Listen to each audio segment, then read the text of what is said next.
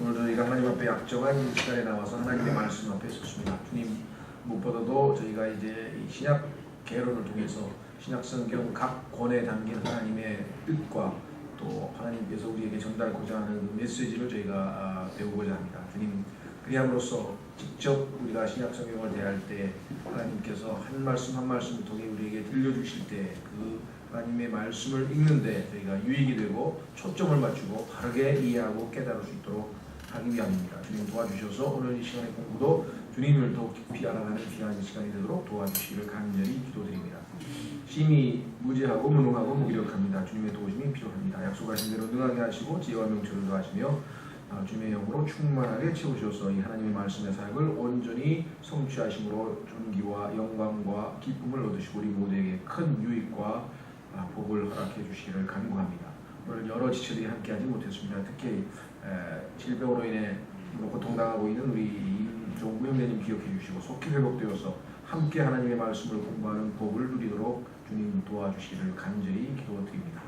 이 시간을 아버지 손에 온전히 부탁드리옵니다. 모든 말씀을 우리 주 예수 그리스도의 이름으로 기도하옵나이다. 아멘. 한 30분 전까지만 해도 괜찮은데 이제 감기가 성경 공부 시작하려고 그러니까 감기인지 하여간 제가 좀 비염 비슷하게 그 알러지 같은 게 있는데 땀을 흘리면 꼭 그러더라고요. 땀 흘리고 이렇게 바람이 좀 세면 항상 이렇게 콧물이 나면서 그런데 하여간 일단 급한 대로 약은 먹었습니다만 목소리가 약간 좀 불편하시겠네요.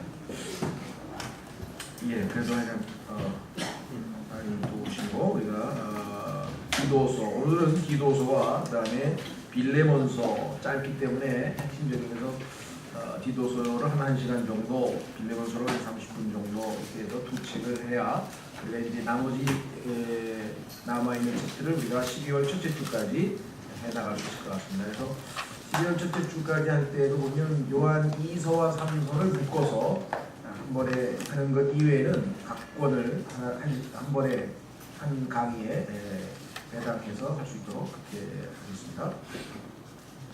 예, 오늘 디도서라고 하는 책자 나눠드린 인물 교재를 보시면 우선 전체적으로 어떤 내용을 담고 있는지 우리가 한번 확인하고 그다음에 구체적으로 좀 자세한 걸 살펴보려고 합니다. 예, 디도라고 하는 사람 이름이죠. 디도, 영어로는 이걸 타이터스라고 하는데요. 타이터스.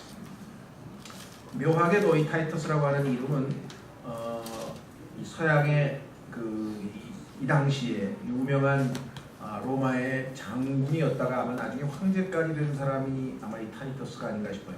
그래서 역사에서는 이걸 이제 이 로마식 발음으로 티토라고 하는데요. 티토라고 하는 그 로마 장수는 누구냐면은 아시다시피 예수님께서 돌아가신 후에 AD 70년에 이 티토가 이끄는 로마의 군단이 이스라엘을 공격해서 결국은 예루살렘이 함락되고 그래서 그때 아주 엄청난 사람이 죽게 됩니다. 그래서 아마 인류 역사의 전쟁사에서 가장 비참하고 잔혹했던 전쟁 중에 하나로 알려진 그 전쟁이 바로 이때. 그래서 유대인들이 뭐 아주 집단 자살하는 뭐 그런 얘기도 있고요. 마사다 무슨 요새 얘기도 나오고 해서 아마 전쟁이나 역사 좋아하시는 분들은 아마 이때 티토에 의한 유대인들의 그 추후의 항전에 대해서 아마 들어보신 적도 있을 것 같습니다. 저는 그런 걸 그렇게 별로 좋아하지는 않아서 그냥 그런 일이 있었구나 정도로 지금 넘어가는데요. 또 관심 있는 분들은 읽으면 읽을수록 아주 뭐 그 전쟁의 잔혹함과 그때 하나님이 왜 함께 하시지 않았느냐 등등등등 해서 뭐 관심 있는 분들에게는 대단한 주목거리가 되겠죠. 어쨌거나 하여간 이 티토라는 사람이 와서 AD 70년에 전 세계로 유대인들이 흩어지게 됩니다. 그 당시에 1차적으로 이제 그 지중해를 중심으로 한 로마 제국에죠. 그 중에서는 멀리 간 사람이 이제 스페인까지 갔고, 그래서 전 세계로 흩어지게 되는데 그 흩어진 유대인들을 디아스포라라 그래요. 디아스포라. 그래서 요즘도 보면 유대인들뿐만 아니라 뭐 시리아라든가 이런 나라에서 여러 혁명이 일어나가지고 사람들이 흩어지게 되면 뭐 그 디아스포라는 말을 쓰기도 하는데 원래는 유대인들이 AD 70년에 전 세계적으로 흩어지게 되는데 이것은 하나님께서 성경에서 바벨론 포로 이후에 두 번째로 하나님이 이스라엘 백성들을 뽑아서 예수님을 십자가에 못 박은 그 죄값으로 전 세계에 2000년간의 어떤 징계의 기간이죠.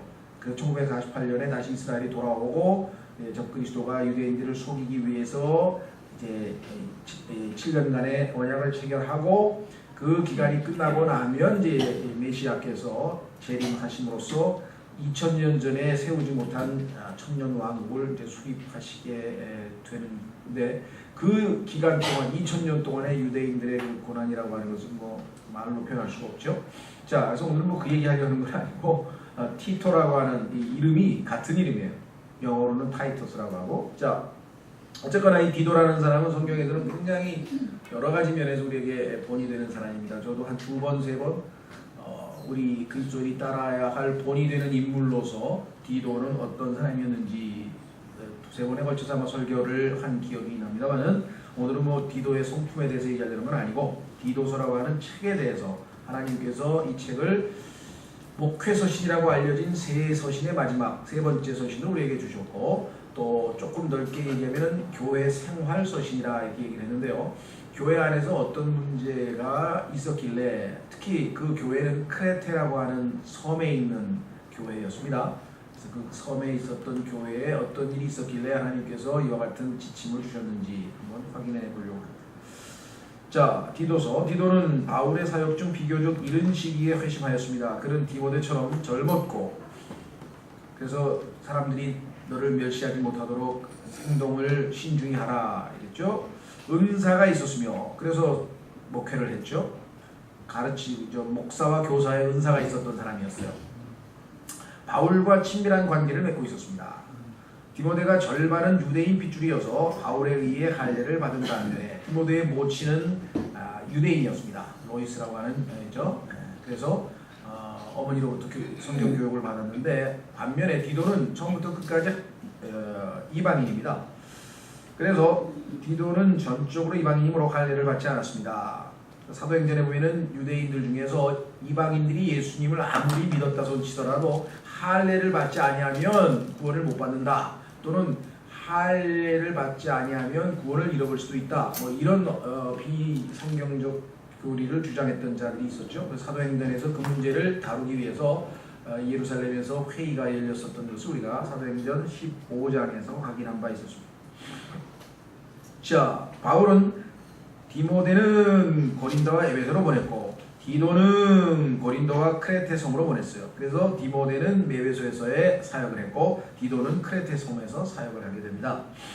중간에 고린도는 이제 그 일종의 사자로서 심부름을 간 거죠. 고린도 교회의 문제에 대해서 바울의 서신을 전달해주고 또 그쪽 사정을 알고 바울에게 보고하고 하는 그런 임무를 수행했었죠. 크레테는 그리스 남동 쪽에 있는 섬으로 지금도 그 크레테라고 하는 섬이 그대로 남아 있습니다. 산악지역 잘못됐네요. 프린트물이 입력이 잘못됐습니다. 지역이 아니라 지역. 산악지역이었으나 고대 문명을 자랑하는 큰 도시였습니다. 크레테 사람들은 위대한 항해가들이었고 또한 유명한 활자기들이었습니다. 역사적으로 보면은 그 민족마다 특징이 있죠. 우리는 바이킹 하면 해적 떠올리잖아요. 그렇죠? 그런 식으로. 그거는 역사적인 사실이기 때문에 우리가 거기에 대해서 무슨 뭐 편견을 갖는다든가 그런 건 아닙니다. 그렇죠? 자, 그러나 이들은 죄송합니다. 부도덕으로 유명해요. 도덕적인 수준이 너무 낮아. 크레테 사람들이 오순절 때 예루살렘에 왔었기는 했으나 사도행전에 보니까 크레테 사람들도 유대인들의 명절에 예루살렘에 와서 어떤 그 기록이 있죠. 그곳에 언제 어떻게 교회가 세워졌는지는 알려져 있지 않습니다. 아마 이들이 돌아가서 복음을 전해서 세워졌을 것이다로 추정이 되겠죠. 바울은 첫 로마에서의 투옥으로부터 풀려나자.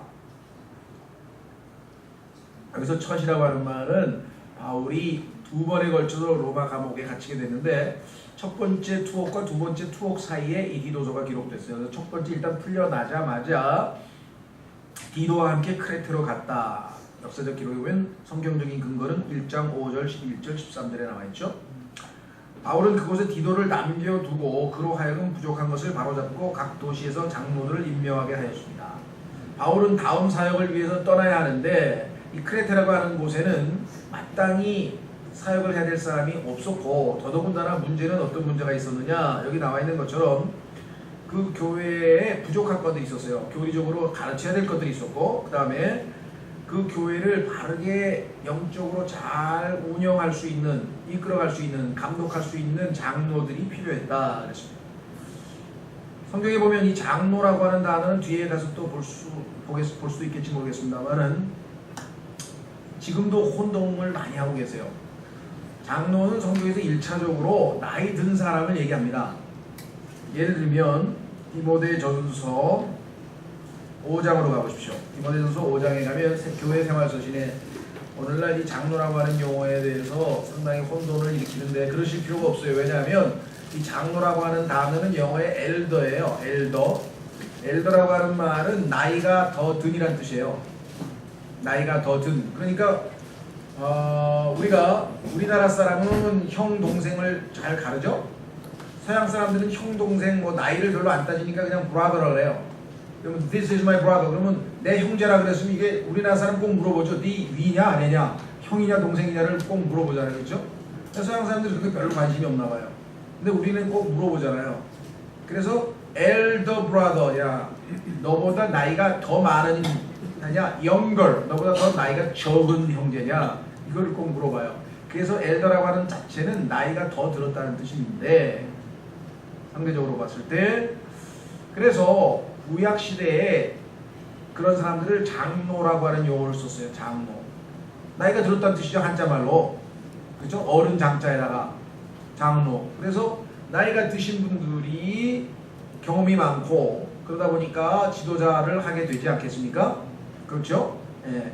그래서 70인 장로라고 하는 표현이 구약에도 뽑으라고 하나님께서 명령하셨고, 그래서 신약에서도 그 용어가 그대로 사용되고 있어요. 그래서 여기 보십시오. 디모데전서 5장 1절에 연로한 남자를 꾸짖지 말고, 2절에 연로한 여자들은 어머니처럼, 이렇게 나오는데 연로한 남자라고 하는 말이 사실은 장로란 뜻이에요. 여기 나와 있죠. 영어로 엘더라고 되어 있잖아요. 근데 이 엘더라고 하는 말을 디도서에서는 연로한 남자로 그냥 번역하면 참 좋겠는데, 이거를 또 장로라고 번역하니까 우리가 생각할 때는 가면서 이 둘이 뭐가 좀 다른 건가? 다른 게 아니죠. 사실은 같은 거죠. 무슨 말 이해가 되셨어요? 왜 이렇게 오해가 생겼을까? 제가 보기에는 연로한 남자들 중에서 하나님께서 정하신 자격 요건이 나와요. 이런 자격, 이런, 예를 들면 가정을 잘 다스린다, 하나의 남편이어야 된다, 뭐 쭉 해서 18가지의 자격을 갖춘 사람을 나이든 장로들 중에서 감독으로 임명하라, 이렇게 됩니다. 감독. 그러면 그 감독은 교회를 감독하는, 그래서 어떤 형제가 오늘 결석했구나, 어떤 자매가 병원에 입원했다, 어떤 형제는 지금 마음의 상처를 입어서 지금 굉장히 영적으로 어렵다, 그렇죠? 그런 것들을 파악해서 교회의 영적인 필요를 채워주는 역할을 하는 분들이, 그게 감독이에요. 확인해 보겠습니다. 근데 지금 제가 한 얘기를 동의하는 사람이 몇 %인지는 잘 모르겠어요. 목사들 중에서도 그건 당신 생각이고 이런 사람이 있을 거라고요.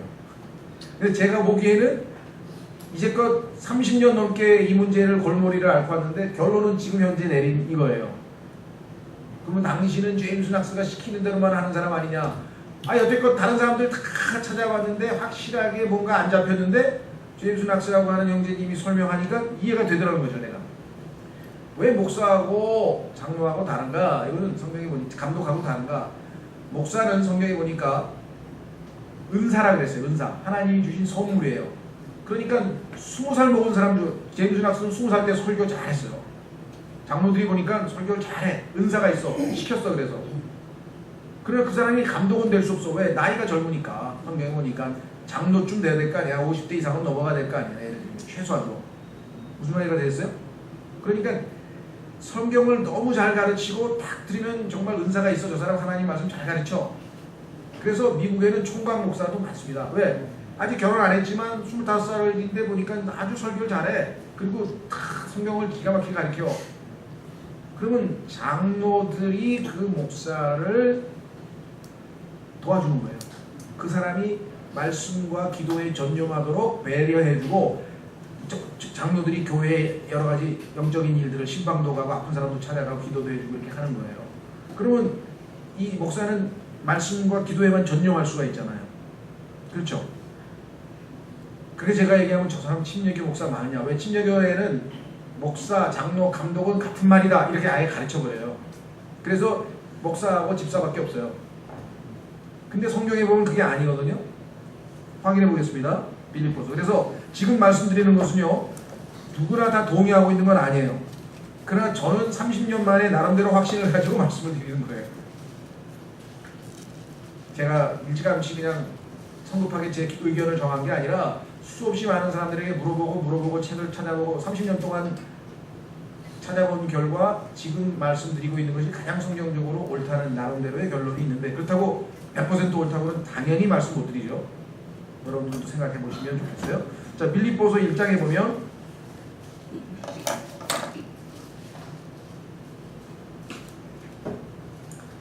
예수 그리스도의 종 바울과 디모데는 빌립보에서 그리스도 예수님 안에 있는, 그럼 빌립보에 있는 하나님의 교회죠. 빌립보라고 하는 도시에 있는 모든 구원 사람들이 모여있는 하나님의 교회인데, 그 교회는 무엇으로 구성되어 있느냐 보세요. 성도들과, 그런데 그 성도들 중에서 하나님께서 자격 요건을 갖춘 사람들을 감독들을 시켰어. 감독들과, 한 명이 아닙니다. 복수죠. 그 다음에 집사들에게 편지하니. 그러니까 교회는요, 감독들, 성도들, 감독들, 집사들로 구성되어 있어야만 성경에서 말씀하시는 제대로 된 의미의 지역교회예요. 무슨 말인지 이해가 되셨어요? 그런데 이 감독들이든 집사들이든, 그렇죠? 아니면 성도들이든 중에 하나님께서 말씀과 이 목사와 교사의 은사가 있어서 성경을 잘 설교하고 가르치는 은사가 있는 사람이 그 역할을 하는 거예요. 그런데 가장 이상적인 것은 감독들 중에서 은사 있는 사람이 있을 때에는 그 사람은 은사는 목사와 교사로 발휘하고 감독의 직분을 수행할 수 있는 거예요. 두 가지를 다 할 수 있는 거죠. 그렇지 않은 경우도 있죠. 아까 얘기한 것처럼 젊은 사람인데 한 30밖에 안 됐어요. 예를 들면 디도나 디모데는 지금 한 굉장히 나이가 젊거든요. 그런데 이 사람들이 지금 누구를 임명해요? 감독들을, 장로들을 감독으로 임명하잖아요, 지금. 그렇죠? 무슨 말이 이해가 되셨죠? 이 사람은 지금 교회에서 말씀을 전하고 성경을 가르치는 임무를 수행하는 게 지금 디도와 디모데는. 자, 그래서 이런 문제에 대해서는 뭐 또 기회가 있으면 얘기하겠습니다만은 아직도 뭐 한 가지 답으로 나와 있는 것 같진 않아요. 다만 우선 보세요. 디도서 1장 5절. 이런 까닭으로 내가 너를 크레테에 남겨두었나니, 할 수 없이 나 혼자 떠난다. 너를 남겨두고 갈 수밖에 없다. 그것은 곧 내가 부족한 것들을 바로잡고 또 내가 너를 세운 것 같이 각 도시에서 장로들을 임명하게 하려 함이니라. 자, 나이 든 자들을 임명을 한다. 뭐로 임명하냐 이거야. 뭐 임명을 하면 뭐로가 나와야 될 거 아니야. 뭐로 임명하냐. 근데 당연한 거기 때문에 여기는 안 나와 있어요. 그럼 뭐로 임명했는지는 7절에 나와 있어요. 감독은 하나님의 청지기로서, 그러니까 나이든 장로들 중에서 감독으로 임명된 사람이 있을 터인데 그 사람은 다음과 같은 조건을 갖춰야 된다라고 얘기를 하고 있죠. 무슨 말이 이해가 되셨어요? 예, 뭐 이 문제는 일단 이 정도까지 접고 다시 돌아갑니다. 그러면은 그 다음에 끝부분에 후일 바울은 디도에게 니코폴리스로 오라고 했고 아마 거기서 그는 달마티아로 간 것 같습니다. 그런데 이 디도가 혼자 남아서 이제 부족한 것을 바로잡고 장로들을 임명하고 교회를 목회를 하는데, 보니까 이 크레테라고 하는 사람들은 아까도 얘기했지만은 출신 성도들이 좀 그 도덕적으로 별로 안 좋은 사람들이야. 그러다 보니까 예수님을 믿고 확실하게 회심을 해서 확실하게 변화된 사람들도 괜찮은데, 그렇지 않고 좀 적당하게 변화된 사람들은 옛 성품이 막 나올 거 아니에요. 옛 기질이 나올 거 아니에요. 그렇죠? 그 다음에 영적으로 확실히 변화된 사람도 마귀가 또 시험을 하면 옛 습관이 나올 거 아니에요. 그렇죠? 승질 잘 내던 사람이 예수님 믿고 변화돼서 아주 차분해졌지만 상황만 주어지면 또 승질이 나올 거 아니에요. 그거 어디 가나요? 자기 육신에 그대로 숨겨져 있다가 상황만 조성되면 튀어나올 거 아니에요. 그렇죠? 그렇지 않겠습니까? 그러니 그와 같은 아주 척박한 환경 속에서 목회를 하는 디도에게 교회 안에 문제가 발생했을 때 어떻게 처신해야 되고 이런 것들을 통해서 디도를 돕기 위해서 1차적으로. 그 다음에 그 이후에 모든 교회들을 사역하는 사역자들을 돕기 위해서 이 서신을 기록하게 됐다. 이 디도서에 나와 있는 문제들은 오늘날 교회에서도 똑같이 발생하고 있는 문제라는 것을 우리가 주목해 본다면, 하나님께서 이것을 미리 대처하기 위해서 이 서신을 주신 것이구나. 그렇죠? 이 서신에 나와 있는 말씀대로 목회자들이 잘 했으면 교회 안에서 많은 문제들을 줄일 수가 있을 텐데, 이 말씀들을 소홀히 여기고 또는 경시했기 때문에 오늘날 교회가 세상 말로 갈 때까지 가버린 교회들도 뭐 숱하게 많죠. 그렇죠? 그래서 이 목회서신, 교회 생활서신은 정말 여러분들이 혹시라도 사역에 관심 있는 분이면 철저하게 잘 익혀서 이대로 잘 해야 교회가 유지되거나 또 성장하거나 하지, 그렇지 않으면 언제 교회가 쪼개지는 거, 파괴되는 것은 아주 뭐 순식간입니다. 순식간. 그런 교회들이 뭐 될 수도 없이 많고요. 자, 그래서 디도서를 어떻게 분석하는가 보시면, 첫 번째는 도입입니다. 그 다음에 두 번째는 지역교회 장로들을 임명하라는 아까 얘기가 나왔죠. 그런데 장로들은 첫째 가족의 일원이어야 돼요. 그러니까 이 장로들을 감독으로 임명한 거니까 여기서 장로들은 대신에 감독들은 이렇게 해서 감독이라고 붙였으면 좋겠네요. 왜냐하면 성경적인 용어가 감독은 그렇게 해놨으니까. 그래서 그 장로들은 대신에 감독은 이렇게 하면 좋겠어요. 그렇게 붙이면 좋겠어요. 감독은 가족의 일원이어야 됩니다.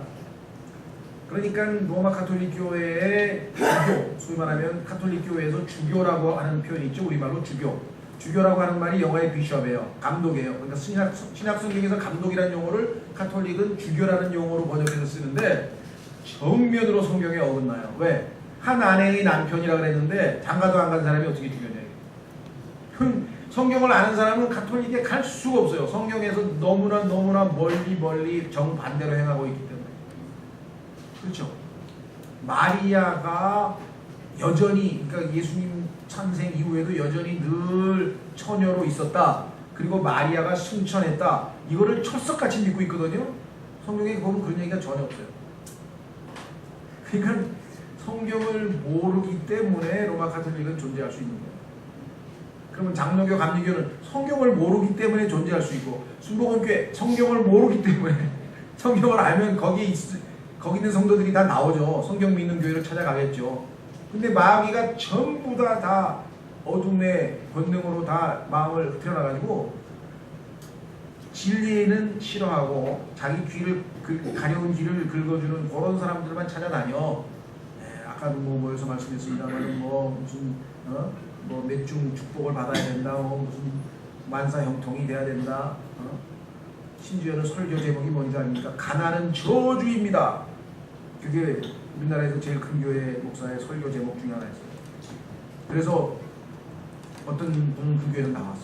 너무 괴로워서. 왜? 자기가 가난한데 그럼 하나님 저주를 받았다는 소리 아니야? 예를 들면 얼마나 황당한 일들이 벌어지고 있느냐. 근데 뭐 그 사람들을 탓하기 이전에 하나님 앞에 내가 성경에 무지한 것을 회개하고 성경을 열심히 알면요, 뭐 나를 못 속일 거 아니에요. 내가 성경에 대해서 확실하게 알면 하나님 말씀에 근거해서 하나님 말씀 따라 가면 될 거 아니겠어요? 그러니 뭐 지금 보니까 뭐 교회에서 나와가지고 뭐 20년 동안 뭐 막 허탈감에 빠진 사람, 뭐 매덕을 갖다 바친 사람, 빚을 진 사람, 가정이 쪼개진 사람, 크게 나와서 하는 얘기가 그냥 그 목사 욕하고 막 그런 얘기를 지금 물론 너무 억울하고 화가 나니까 하겠지. 속았다고. 그러나 조금 더 하나님 앞에 깊이 나가면요, 왜 그토록 무지했냐고. 탁바에 가면은 완전한 하나님의 말씀이 3만원만 주면, 3만원이 뭐야, 카드카면은 15,000원만 주면 사는데 거기에 하나님이 하라는 대로만 했으면 20년 동안 그런 허튼 짓을 했겠냐 이 말이죠. 그러니까 누구 탓을 사실 못합니다. 이제 각자 안에 구원받은 사람은 다 성령님 계시거든요. 그 성령님께서 다 모든 진리 가운데로 인도하실 준비가 되어 있어요. 그런데 자기가 준비를 하나도 안 갖죠. 올바른 성경을 말마다 읽고 묵상하고 그 말씀에 순종하기 위해서 성령님의 도움을 받고 성령님의 조명으로 깨닫고 이 과정이 있어야 되는데 전혀 본인 쪽에서는 원치도 않고 엉뚱한 데로만 돌아다니니까 성령님께서도 뭐가 이게 뭐 맞아야, 이게 성경에 보면 아모스에 보면 둘이 견해가 일치해야 같이 갈 거 아니에요. 동의가 돼야. 그렇죠? 여러분들 그 운동회 할 때 양쪽에 그 다리 하나 한 짝 묶고 뛰는 거, 뭐 양쪽이 맞아야, 보조가 맞아야 갈 거 아니에요. 성령님하고 보조가 맞아야 되는데, 성령님은 성경에 보니까 우리 안에 모든 진리로 우리를 인도하시기 위해서 오셨다 그랬는데, 나는 진리하고 상관없어요. 진리는 관심이 없어요. 오직 축복이 좋아요. 물질적, 그것도 영적인 축복이 아니라 물질적인 축복이 좋아요. 아들이 잘 되고 남편이 잘 되고 만사가 형통했으면 좋겠어요. 그런 사람한테 성령님께서 뭐라고 하시겠냐고요. 정신 차리고 눈 뜨고 그게 아니구나 하고 돌아올 때까지 기다리는 수밖에. 성경이니까 인내심이 많으세요. 성령님은 강제적으로, 물론 가끔 가다가 사인은 주지, 여러 번에 걸쳐서 기회를 자꾸만 줘서 근데 감각이 둔해져가지고, 둔감해져가지고, 불감증에 걸려가지고 아무리 사인을 줘도 몰라. 여러분들은 꼭 여기 와 있다는 게 아니라 올바른 성경을 알고 올바른 진리를 배우려고 마음을 먹었다는 것 자체가 지금 지상 최대의 기적입니다. 이 시대의 최고의 기적이 그거예요. 여러분들은 인식을 하는지 안 하는지는 잘 모르지만.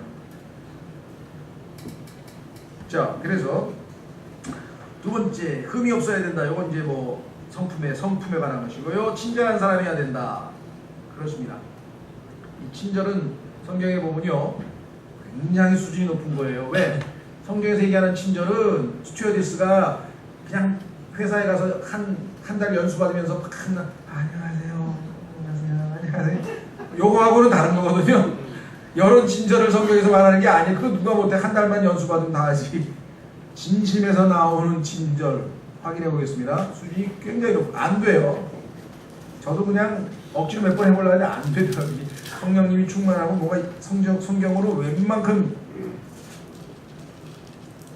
형제들 중에는 그래도 과묵해야지 남자가 말이 많아도 되겠냐. 말 많은 거하고 친절하고 아무 상관없어요. 말이 많아도 친절할 수 있고 말이 적어도 친절할 수 있어요. 베드로후서 1장. 베드로후서 1장. 성경에 보니까요, 하나님은 친절하신 분이에요. 그것도 사랑과 함께. 그래서 loving kindness인데요, 하나님의 성품이. 지난 수요일날 우리 수요 기도회 때 나와 있는 하나님의 성품 중에 하나가 인자하심이죠. loving kindness. 베드로후서 1장에 보시면 기록하기를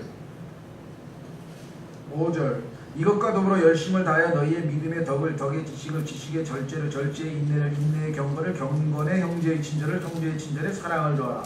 사랑이 우리의 성품의 완성인데요, 그 직전 7단계 중에서 그 직전이 형제의 친절이 brotherly kindness가 이게 진심으로 우러나와서 가식이 아니라 연기가 아니라 그런 친절은 아주 영적으로 성숙됐을 때 가능한 일이에요. 그래서 장로들 시키는 거예요. 장로들에게 성품에 들어가 있는 거예요. 그래서 젊은 형제들에게 그걸 요구하지는 않아요, 성경에서. 왜? 그거는 성숙이 돼야 되니까. 자, 그 다음에 다시 돌아오면 이번에 신실한 사람이어야 된다. 그 다음에 지역교회에서의 오류를 지적합니다. 특히 이 크레테라고 하는 섬에 있어서의 오류는 뭐냐? 거짓 교사들이 있어요. 마귀는요, 거짓 교리, 마귀의 교리들을 전파하기 위해서 거짓 교사들을 잘 양성합니다. 그것도 아주 세상말로 삐까번쩍하게 그냥 막 학문적으로 온갖 디그리 학위를 막 온갖 갖추고요, 세련되고요. 모르겠어요. 요즘 막 화장하는 목사도 있는지 모르겠네. 그러니까 막 짱으로 막 그냥 얼굴도 삐까번쩍하고 막 매력적이고 멋있다고 할 정도로 그런 사람들을 쫙 배치해가지고 거짓 교리를 가르친다 이거죠. 거짓 교사들의 동기, 속마음이 뭐냐? 성경이 나중에 더러운 이익을 얻으려고 하는 거야. 우리의 혼들을 팔아먹으려고. 그 다음에 마귀에게 거짓 교사들의 위협, 거짓 교사들의 메시지, 거짓 교사들의 도덕 이것들을 쭉 폭로하고 있고. 넘어가서 네 번째는 지역교회에서의 훈련의 필요성. 따라서 신앙생활에는 훈련이 필요하다. 개인적인 훈련이 필요해요. 개인적인 훈련엔 두 가지가 있는데, 첫 번째 A 1번에 보면은 흥실에 관한 훈련, 두 번째 장의 셋째 줄에 흥실에 관한 훈련이 2장 1절부터 10절까지 나와 있고, 그 다음에 믿음, 이건 교리에 관한 훈련이죠. 2장 11절에서 15절에 관한 것. 그 중에서도 현재의 은혜의 관점에서, 그 다음에 약속된 영광, 즉 미래의 관점에서 두 가지. 그 다음에 B번에 가면 실제적인 훈련, 3장 1절서부터 11절까지는 그 지역의 시민으로서 국민으로서 국가의 한 국민으로서 어떤 자세로 살아야 되는가. 두 번째, 주님의 성도로서는 어떻게 살아야 되는가. 우리가 현재를 바르게 살기 위해서는 우리의 과거를 주목해야 됩니다. 과거에 내가 어떤 자였는데 어떻게 해서 예수님의 은혜로 이런 자가 됐다는 사실을 끊임없이 우리가 기억할 때에 현재를 바르게 살 수가 있겠죠. 여기 나오죠. 우리의 현재를 유지함. 과거를 기억하지 못하는 사람은 결코 현재를 유지할 수 없어요. 반짝했다가 저 형제 말이야 얼마 전에 그냥 굉장했잖아. 막 간증도 하고 눈물도 흘리고 막 콧물도 흘리고 막 전도도 열심히 하고 막 그랬는데 어딨어? 안 보여. 세상으로 떠내려간 거예요. 대마처럼 현세 사람을 사랑해서. 유지가 안 돼. 유지가. 그래서 이 기도서에서 강조하고 있는 것은 유지하라. 계속해 하게 하라요. 신앙생활 할 때 보면은 왕년의 저도요 뭐 이런 분들이 있어요. 그렇게 되지 말라는 거예요. 기도서는. 지금 현재도 계속 하라 이거야. 과거 했던 일을. 자, 결론은 이제 개인적으로 인사하는 내용이 나옵니다. 그 다음에 그 디도서를 짤막하게 이렇게 요약을 했습니다. 기록하기를 이 짧은 서신은 크레테 섬에 있는 몇몇 지역 교회에 장로들을 임명하는 것을 다루고 있습니다. 디모데에게 쓴 편지에서처럼 바울은 하나님의 집을 다스리게 될 사람들에 관해 주의 깊게 주목해야 할 점들을 말하고 있습니다. 교회에서는요, 영적 지도자 한 사람 잘못 뽑아놓으면 왕창 다 가는 거예요. 그렇잖아요. 그 교회 장로가 비성경적으로 성도들을 다루고, 목사가 은사도 없는 사람이 또는 거짓 은사, 성경에 보니까 자문의 거짓 은사가 아니야. 하나님이 주신 은사가 아니고 세상에서 배운 테크닉이야. 테크닉. 그렇죠. 요즘에 보니까 무슨 가수들 무슨 시합한다고 큰날 왜 가수를 그렇게 시합을 시키는지 잘 모르겠습니다만 하여간 나와서 시합한다고 난리가 없어 치는데 그 중에서 이제 보니까 흑면무지에 뭐 이름도 못 들어본 사람들이 진짜 실력파들만 보니까 그 사람들이 또 노래는 진짜 잘하고 나머지 그냥 이만 뻐끔뻐끔하고 그냥 춤만 추고 이런 사람들은 또 노래는 또 못하는가 보죠. 마찬가지로 신앙도 마찬가지예요. 겉보기에 막 화려하고 막 굉장히 그게 신앙생활이 아니고 진짜 내적인 실력이 있어야 되는 거죠. 예? 그래서 하나님의 집을 다스리게 될 사람들은 특별히 18가지의 조건, 그 다음에 집사는 8가지의 조건을 갖춘 사람에 한해서만 뽑으라 그래요. 그렇지 않으면 큰일 난다. 중요한 자격 중 하나는 가르치는 능력인 바. 성경에 가르치는데 익숙하고라는 표현이 나와요. apt to teach라는 말이 나오는데요. 목사는 오피셜하게 여기서 설교하고 성경 가르치고 이렇게 하죠. 그런데 이 목사는 흉을 봐도 괜찮아. 어떤 흉을 보냐. 야, 저 사람은 그냥 성경은 기가 막히게 가르치고 설교도 그럴싸하게 하는데 평소 때 행동하는 거 보니까 언행일치가 안 되네. 해도 괜찮아요. 뭐 괜찮은 건 아니지만 성경적으로 흠이 없어. 왜? 성경에서 목사는 자격 요건을 아니라 은사가 있어. 잘 가르치는 은사가 있어. 물론 그 사람이 가르치는 대로 행동까지 하면 금상첨화지만 그렇지 않아도 젊은 목사는 향후 그 목표를 가지고 계속 전진해 가면서 성장해 갈 수 있어요. 그러나 장로로 임명이 될 사람은 충분히 이미 인품이 거기까지 도달한 사람이어야지 장로를 할 수 있다는 거죠. 그 차이점을 아시겠어요? 예. 자, 그래서 가르치는 능력이라고 하는 것은 꼭 오피셜하게 성경 이렇게 가르치는 게 아니라 형제를 만나서 대화하면서 선생님 요즘에 보니까 영적으로 많이 어려우신 것 같은데 무슨 문제가 있습니까? 이렇게 해서 성경을 펴서 답변을 해주고 이렇게 역할을 하는 것, 이게 장로들이, 감독들이 하는 일이다. 그렇죠? 네. 왜냐? 이는 거짓 교사들이 폭로되어 교제로부터 축출되어야 하기 때문입니다. 거짓 교사들은요, 은근히 사람들 일일이 슬슬 돌아다니면서 가만히 보고 있다가 우는 사자처럼 탁 낚시질 해가지고 싹 데리고 가서 우리 있잖아, 우리 집에서 맛있는 만나는 것도 먹고 그 다음에 커피도 마시고 성경 공부도 하고 참 좋은 데 있거든. 가자고 그래가지고 데리고 가요. 그래서 진짜 좋은 성경 공부하고 잘 가르치면 참 좋겠는데 대부분 이제 엉뚱한 짓 하는 거야. 이제 하나님의 말씀에 어긋나는 짓들을 많이 하죠. 그래서 그걸 폭로하려면 교회 안에서 감독들이 제 기능을 발휘해야 되고 영적 지도자들이 또 영적으로 성숙해가는 성도들이 잘 기능을 발휘해야 된다. 나머지 2장, 즉 2장, 3장에서는 지역교회 지체들이 마땅히 갖춰야 할 행실과 확신을 다루고 있습니다. 주님의 다시 오심이 가장 실질적인 진리로 제시되고 예수님이 오신다는 사실을 명확하게 인식하면 현재의 삶에서 우리는 바르게 살 수 있다. 왜? 주님을 곧 만나 뵙고 회개 보고를 해야 되니까. 그렇죠? 내일 모레 주님을 만나서 회개 보고하면서 어떻게 살았습니다 하고 보고할 사람이 그냥 막 살 수 있겠느냐 이거죠.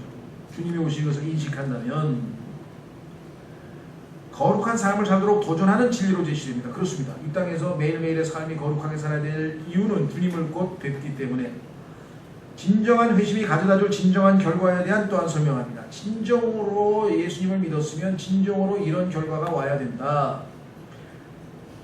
그래서 중요한 것은 우리의 행실은 구원의 조건은 아니지만 구원의 결과는 또는 구원의 증거는 되어야만 한다는 것이죠. 바울은 다른 서신서에서 마찬가지로 여러 성도들에게 인사와 지침을 전달합니다. 선한 일을 지속하라. 중도에 그만둔 사람이 너무 많어. 계속하라. 지속하라는 권면을 하면서 우리의 신앙은 바른 행실로 입증되어야 함을 상기시킵니다. 이것이 디도서의 핵심이에요. 우리의 신앙은 올바른 행실로 입증되어야 된다. 선한 일은 우리의 구원의 기초는 아니지만 구원을 입증하는 증거인 것입니다. 자, 그러면 다시 분석으로 돌아가서 이제 몇 가지 중요한 점들을 지적하고 디도서를 이어서 빌레몬서 좀 살펴보겠습니다. 우선 도입 부분에 보면 1장 1절에 바울이 자기소개를 합니다. 자기가 어떤 사람인가? 하나님의 종이요 예수 그리스도의 사도인 바울은 이렇게 자기소개를 했죠. 그 다음에 하나님께서 선택하신 자들의 믿음에 따라 하나님의 성품을 따르는 진리를 인정함에 따라 영원한 생명의 소망 안에서 사도가 되었는데, 여기까지 자기소개고요. 이 생명은 거짓말할 수 없는 하나님께서 세상이 시작되기 전에 약속하셨으나 실제로는 언제 나타났느냐? 3절에 자신의 말씀은 하나님 곧 우리의 구원자의 명령에 따라 내게 맡겨진 복음 선포를 통하여 정하신 때에 드러내셨느니라. 예수님이 오신 다음에 이제 복음이 선포가 됐죠. 영원한 생명에 대한 약속은 하나님께서 창세전에 아드님에게 하신 약속이었다. 여기 보면 나오죠. 세상이 시작되기 전에 아들에게 해준 약속인데 그 약속이 우리에게 적용되려면 예수님이 이 지상에 오셔야만 되겠죠. 4절에 그렇게 설명을 했습니다. 자, 4절 공통된 믿음을 따라, 이 공통된 믿음이라는 용어 기억해 두시고요. 공통된 믿음이기 때문에 공통된 교리가 나와야 되고 공통된 행실이 나와야 되는 것은 너무나 당연합니다. 유다서에서는 공통된 구원이라는 용어를 썼습니다. Common salvation. 공통된, 똑같아요. 우리가 국적이 다르고 성이 다르고 이 자기 스타일이 다르고 모든 게 다 달라도 궁극적으로는 공통된 믿음이요. 공통된, 왜 예수님이 우리에게 다 똑같은 믿음을 주셨고 구원 역시 공통된 구원, 똑같은 구원을 우리에게 주셨다. 공통된 믿음에 따라 나의 아들이 된 디도에게 편지하노니, 영적인 아들이라는 뜻입니다. 하나님 아버지와 주 예수 그리스도 곧 우리의 구원자로부터 은혜와 긍휼과 평강이 있기를 원하노라. 여기까지 도입인데요. 자, 3절에 보시면 뭐라고 되어 있습니까? 거기에 보시면 하나님, 자신의 말씀은 하나님 곧 우리의 구원자. 그렇죠? 하나님 곧 우리의 구원자라 그랬는데 4절에는 끝 중간에 뭐라고 되어 있습니까? 주 예수 그리스도 곧 우리의 구원자. 그러면 구원자가 둘입니까? 하나입니까? 하나님 곧 우리의 구원자. 주 예수 그리스도 곧 우리의 구원자. 이런 표현이 반복해서 디도서에서 나와요. 따라서 예수 그리스도가 하나님이시라고 하는 사실을 가장 성경에서 잘 입증해주고 있는 책이 디도서예요. 디도서는 하나님 곧 우리의 구원자, 주 예수 그리스도 곧 우리의 구원자. 그럼 예수님이 뭐예요? 하나님이시죠. 그렇죠? 예수 그리스도의 신성을 이보다 더 반복해서 설명하고 있는 책은 없습니다. 2장에도 있고 3장에도 있고 두 번씩 계속 반복을 하죠. 자, 그 다음에 5절로 가서 감독으로 임명을 합니다. 이제 장로들을. 5절 이런 까닭으로 내가 너를 크레트에 남겨두었나니, 크레트에다가 너를 목사로 남겨놓은 이유가 있어. 목적 뭐냐? 그것은 곧 내가 부족한 것들을 바로잡고, 그 교회 보니까 아직도 교회로서, 지역교회로서 갖춰야 될 여러 가지 것들이 부족한 게 너무 많아. 그 중에서도 선한 교리를 안 가르치고 거짓 교사들이 숨어 있다는 사실을 알게 됐죠. 그 다음에 또 내가 너를 세운 것 같이 각 도시에서 장로들을 임명하게 하려 합니다. 교회 지도자들을 뽑아라. 6절 어떤 사람이 책망받을 것이 없고 아까 나왔었죠. 분명히 우리는 흠이 없어야 된다 그랬어요. 그렇죠? 그 다음에 한 아내의 남편이며 가족의 일원이어야 된다 그랬어요. 방탕하다거나 제멋대로 한다는 비난을 받지 아니하는 신실한 자녀들을 두었으면, 그러니까 자녀들이 방탕하거나 제멋대로 한다는 소리를 들으면 그 사람은 감독이 될 수 없다 이 말. 그래서 어떤 분들은 정직하게 나는 내 아들들이 방탕하고 또 성경적으로 신실한 자녀가 아니기 때문에 여러분이 저를 감독으로 원하지만 저는 자격 요건이 안 돼서 감독을 못 하겠습니다. 그런 분들도 많아요. 그런데 이런 조건을 갖추지 못해서 당신은 감독이 되어서는 안 됩니다. 그랬더니 무슨 소리야? 내가 지금 장관인데 나 전에 장관 지낸 사람이야. 내가 국회의원도 2번 한 사람이야. 내가 장로밖에 뭐 교회에서 할 게 있어. 내가 성경은 못 가르치니까 목사는 못 되고 뭔 소리 하는 거야 지금. 웃지 마세요. 이런 일들이 비일비재하게 매일 벌어지고 있어요. 전 세계에서.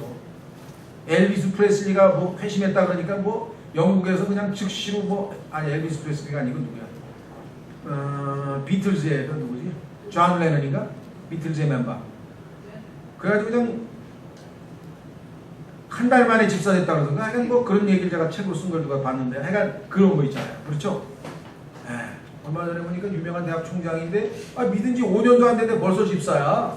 그것도 그냥 몇천 명 되는 큰 교회에서 5년 됐는데 뭘 알겠어요? 총장인데 그래도 최소한도 안수 집사는 줘야지 교회 다니지 어떻게 아무것도 없이 다니겠어요? 막 이런다고요 또. 참 우리가 생각할 때는 한심스러운 일이지만 뭐 어떻게 해요? 세상적인 방식이 도입이 돼버린 것, 성령이 지배하는 교회가 아닌 것. 어쨌거나 여기 나와 있으면 책망받을 것이 없어야 돼요. 주변에 딱 볼 때 막 흠 잡는 일 나오면 안 되고, 물론 100% 다 되는 건 없겠죠. 가능하면 한 아내의 남편이며, 여기서는 명백하잖아요. 일단 결혼을 안 한 사람이거나 현재 아내를 동시에 둘을 두고 있다 그러면 안 되는 거지 그거는. 일단 한 명이어야 돼 최소한도. 그랬더니 어떤 사람은 결혼 2번 해도 안 된다고 또 하는 사람이 있어. 더 나가서 아니 둘이 죽어가지고 재혼했는데 아내는 1명이 2명인가요? 그런데 2번째 결혼, 여기 어디 결혼 2번 하면 안 된다고 써 있어요. 미국에 가면 그런 교회가 있어. 그래가지고 또 절대로 안 된대. 성경에는 아무 얘기도 없는데. 그쵸? 현재 부인이 1명이어야 돼. 2명, 3명 두면 안 되고, 아니면 1명도 없어서 안 되고. 이해가 되시겠어요? 그 다음에 방탕한 아들 있으면 안 돼요. 제멋대로 한다는 아들이 있으면 안 돼요. 그 다음에 7절에 감독은, 그러니까 장로들 중에서 감독이 되려면 이러이러한 자격을 보여. 장로는 뭐냐면 아까도 말씀드렸습니다만은 디모데전서 5장에서 연로한 남자들이에요. 교회 생활 오래 하고 경험이 많은 사람들 중에서 그 중에서 자격 요건을 갖춘 사람을 감독으로 뽑으라 이 말이죠. 하나님의 청지기로서 결코 책망받을 것이 없어야 하느니라. 그는 자기 뜻대로 하지 아니하며 쉽게 화내지 아니하며 자기를 술에 내어주지 아니하며 구타하지 아니하며 더러운 이익에 빠지지도 아니하며 오직 손대접하기를 좋아하며 친절해야 된다 그랬죠. 선한 사람들을 사랑하며 맑은 정신을 가지고 있으며 정의로우며 거룩하며 절제하며 자기가 가르침을 받은 대로 신실한 말씀을 굳게 붙들어야 하리니 이것은 그가 반박하는 자들을 건전한 교리로 능히 권면하고 확신시키게 하려 함이라. 제멋대로 행하며 헛된 말을 하고 속이는 자들이 많은데 특별히 할례들에게 속한 자들이 그러하니. 그러면 9절까지 나와 있는 이 자격 요건 18가지를 갖춘 사람을 장로로 감독으로 임명해야 된다. 그래서 서두르지 말라는 거예요. 5년이 됐든 10년이 됐든 일단 자격이 나올 때까지 그 교회를 서둘러서 막 장로들을 임명할 필요는 없습니다. 아직 없으면 하나님이 아직 그런 장로들 아니면 더 성숙할 때까지 기다리면 될 거 아니에요. 그렇죠? 자, 그 다음에 지역교회에서의 오류는 10절부터 나와 있습니다. 자, 제멋대로 행하며 헛된 말을 하고 속이는 자들이 많은데 교회 안에는 이런 사람들이 늘 있게 마련입니다. 특별히 할례들에게 속한 자리거나 그 중에서도 과거가 좀 화려한 사람들이 이런 짓을 많이 하죠. 유대교들은 나는 과거에 이방인 출신이 아니고 유대교 출신이거든. 나는 율법에도 능통한 사람이고 등등등등 이런 의미죠. 그래서 여기도 지금 이 할례자들이라는 표현을 썼어요. 11절 너는 반드시 그들의 입을 막아야 하느니라. 이런 자들은 더러운 이익을 얻으려고 자기들이 마땅히 갖춰야 가정에서는 안 될 것들을 가르쳐 가정들을 온통 뒤엎는도다. 그래가지고 교회에서 가정 뒤엎어서 망가지거나 파괴된 가정이 지금 셀 수도 없이 많다 그랬죠. 지금 우리 눈앞에서 매일 목격하고 있습니다. 12절 그들 중에 한 사람 곧 그들의 대언자도 이르기를 크레테 사람들 항상 거짓말쟁이요 악한 짐승이요 게으른 탐식가라 하였는데, 이것은 소위 말하면 에피메디데스라고 하는 그리스의 한 학자가 쓴 책에서 인용한 거예요. 어떤 분들은 너무하다, 성경에서 왜 세상 책에 있는 거를 인용을 했지? 세상 책들도 하나님이 허락하셔서 다 쓴 거예요. 그 중에서도 성경에 일치하는 내용도 많아요. 그러니까 그런 책들도 많이 읽으셔야 돼요. 그렇죠? 어떤 분들은 막 세상 책하고는 답을 쌓으려고 하는, 세상 책 중에서 성경에 어긋나는 거를 버리라고 그랬지 성경에 일치하는 내용이 어디 한두 가지인가요? 그렇죠? 사서삼경에도 성경에 일치하는 게 한 70~80% 됩니다. 사람들은 경험에 의해서 보면은 잠언 내용하고 비슷하고 유사하고 비슷하고 다 나와 있어요. 그거를 버릴 필요 없어요. 성경에 어긋나는 걸 당연히 골라내야 되겠죠. 그러니까 그거는 순도가 높지 않죠. 성경은 100% 순도 하나님 말씀인가 하면 거기는 뭐 인간 조금 왜곡된 것도 있고 뭔가 삐뚤어진 것도 있고 인간 견해가 들어간 것도 있고 온통. 자, 그래서 여기 보면은 뭐라고 돼 있냐면은 이 증언이 참되도다. 그들의 지식인들이 똑똑한 사람이 한마디 했는데 그건 맞는 말이야. 그러므로 그들은 어미꾸짖으라. 이것은 그들이 믿음 안에서 건전한 자가 되어 유대인들의 꾸며낸 이야기와 진리에서 돌아서는 사람들의 명령들의 주의를 기울이지 못하게 하려 합니다. 자, 성경에도 없는 꾸며낸 얘기 있잖아. 과거에 하늘에 천사장이 3명 있었거든. 그게 루시엘하고 그 다음에 비가엘하고 그 다음에 또 가브리엘이었어. 성경에 루시엘이 어디 나옵니까? 그럼 찾아보세요. 꾸며낸 이야기, 꾸며낸 얘기. 로마 가톨릭에서 루시퍼죠. 루시엘은 아닙니다. 그렇죠? 근데 그 루시엘이 타락을 해서 루시퍼가 됐어. 그 성경에 어디 있어요? 그 꾸며낸 얘기예요. 금요일날 우리는 고기 먹으면 안 돼. 왜냐면 예수님이 돌아가셨잖아. 성경에 어디 금요일에 예수님이 돌아가셨다 했어요? 꾸며낸 이야기예요. 우리 성모 마리아는 너무나 순결하셔. perpetual virginity, 끝까지 처녀로 계셨대. 성경에는 자식이 예수님 말고 5명이나 이름이 나오는데 무슨 소리라는 거예요 지금? 그리고 만약에 자식을 안 낳았으면요 수치스러운 유대인 여인이 돼요. 왜? 성경에 보면은 자식 못 낳은 게 죄로, 유대인들에게는, 요즘 얘기가 아니라 유대인들에게는 죄와 연관이 되잖아요. 그래서 기도해가지고 겨우 자식 낳고 하잖아요. 그렇죠? 그러니까 꾸며낸 이야기, 그 다음에 진리에서 돌아서는 사람들의 명령들, 사람들의 명령들을, 그것도 진리에서 돌아선 사람에게 쫓아다니면 어떻게 되겠어요? 15절 순수한 자들에게는 모든 것이 순수하라. 더럽혀지지 않고 믿지 않는 자들에게는 아무것도 순수하지 아니하고 오히려 그들의 생각과 양심마저도 더럽혀졌느니라. 생각과 양심이 더럽혀진 사람들은 교회에서 반드시 유의해야 되고, 이런 사람이 지도자의 위치에 오르면 반드시 쫓아내야 된다. 그렇죠? 그 다음에 이들의 도덕성은 15절 순수한 자들에게는 16절 그들이 하나님을 안다고 고백하나 행위로는 그분을 부인하니. 여기에서 열정적으로 로마서 16장에도 나오죠. 그들이 바울이 가르친 대로 행동을 안 하면 그 사람들하고 교제를 끊으라 이래요. 예? 여러분들 중에는 성경에서 어긋나는 제안을 하는 형제자매들이 있을 수도 있어요. 성경에서 하지 말라는 것을 하자고 하는 사람. 거기 말려 들어가고 뭐 형제니까 어때? 아니죠. 영적으로 벗어난 사람이다. 그들은 가증하고 불순종하는 자들이요 모든 선한 일에 대해 버림받은 자들입니다. 이 버림받았다는 이야기는 지옥에 갔다는 뉘앙스가 아니라 하나님의 시험을 쳤는데 기준에 60점 미만이야, 납치했다 이래요. 그러니까 그런 사람하고 어울리면 안 되죠.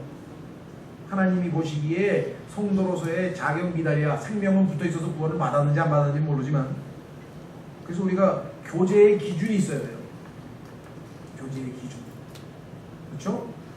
자, 성경에 보면요 분리를 강력하게 요청합니다. 자, 로마서 16장 보십시오. 로마서 16장